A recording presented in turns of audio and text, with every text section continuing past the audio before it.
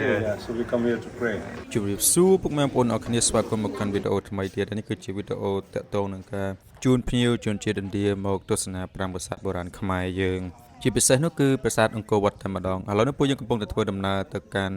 កន្លែងរូបសំណាកព្រះវិស្ណុថ្ងៃនេះផងដែរមានភ្ញៀវជាតិនិងអន្តរជាតិជាច្រើនបានមកបួងសួងសុំសេចក្តីសុខនៅទីនេះផងដែរហើយមានភ្ញៀវ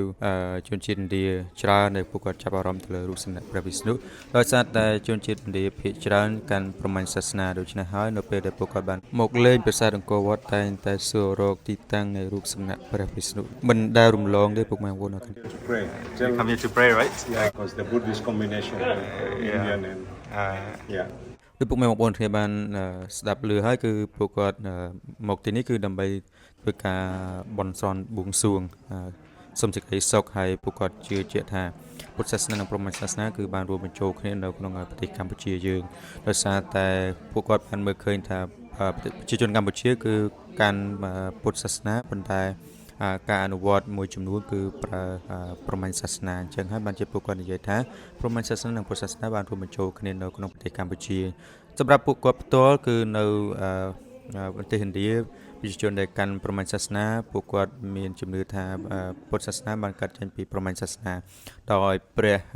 ពុទ្ធជាអវតាររបស់ព្រះវិស្ណុបន្ទាប់ពីធ្វើការបួងសួងបន់ស្រន់រួចអស់ហើយពួកយើងក៏បានធ្វើដំណើរចូលទៅខាងក្នុងទៀតដើម្បីសិក្សាពីប្រវត្តិសាស្ត្រហើយនឹងផ្តិតយករូបភាព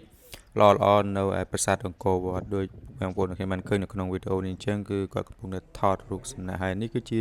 ទីតាំងថតរូបដ៏ស្រស់ស្អាតមួយហើយពួកគាត់នេះសាកថតរូបអញ្ចឹងណាបងប្អូនខ្ញុំបានផ្ដល់ទីតាំងឲ្យពួកគាត់ហើយមានមគ្គុទ្ទេសក៍ទេសចរអីចឹង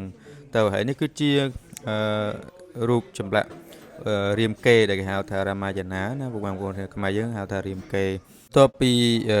និយាយគ្នាអំពីតកតងនឹងរឿងរាមកេរ្តិ៍ហើយយើងក៏បានធ្វើដំណើរបន្តទៅមុខទៀតហើយបានបកស្រាយអំពីស្រះទឹកទាំង4បន្ទាប់ពីនឹងទៀតមកយើងក៏បានឡើងទៅជាន់បកានប៉ុន្តែអ្វីដែលសំខាន់នោះគឺខ្ញុំបានឡើងទេគឺពួកគាត់ឡើងដោយខ្លួនឯងពួកគាត់ឡើងទៅលើដើម្បីផ្តិតយករូបភាពបន្ទាប់ពីកន្លែងទាំងមកគឺពួកយើងក៏បានទៅទស្សនាប្រាសាទតាព្រហ្មបណ្ដាមុននឹងចូលដល់ប្រាសាទតាព្រហ្មពួកយើងក៏បាននាំគ្នាញ៉ាំការៀមនិងដូងខ្លះដើម្បីយកជាកម្លាំងបន្តដំណើរទៅខាងមុខទៀតដោយសារតែយើងដល់ប្រាសាទច្រើនម៉ោងដែរអង្គរវត្តណាយើងអស់កម្លាំងនេះគឺខ្ញុំដាក់ដូងមួយឲ្យតិចជាក់អញ្ចឹងណាពុកម៉ែបងប្អូនគ្នាបន្ទាប់មកយើងក៏ធ្វើដំណើរទៅប្រាសាទតាព្រហ្មសួស្ដីឥឡូវយើងកំពុងតែធ្វើដំណើរទៅប្រាសាទតាព្រហ្មភីវខ្ញុំនៅខាងក្រោយម្នាក់នៅខាងមុខ2នាក់អញ្ចឹងឥឡូវនេះយើងបានបញ្ចប់ប្រាសាទអង្គរវត្តហើយឥឡូវយើងទៅប្រាសាទតាព្រហ្មបន្តនៅប្រាសាទតាព្រហ្មពួកយើងបានថតវីដេអូច្រើនទេបងប្អូនគ្នាភាគច្រើនគឺថតរូបថតហើយបន្ទាប់ពីនោះមកយើងក៏បានធ្វើដំណើរទៅមុខទៀតអរគុណច្រើនជួបគ្នានៅវគ្គក្រោយ